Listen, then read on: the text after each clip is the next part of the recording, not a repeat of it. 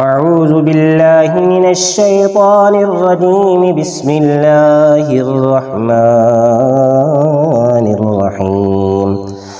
اللهم صل صلاة كاملة وسلم سلاما تاما على سيدنا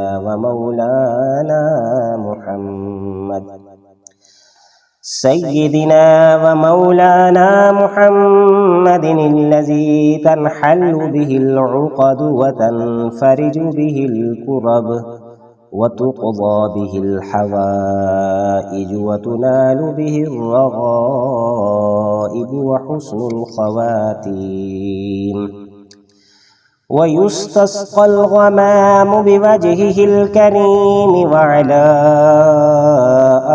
آله وأصحابه في كل لمحة ونفس بعدد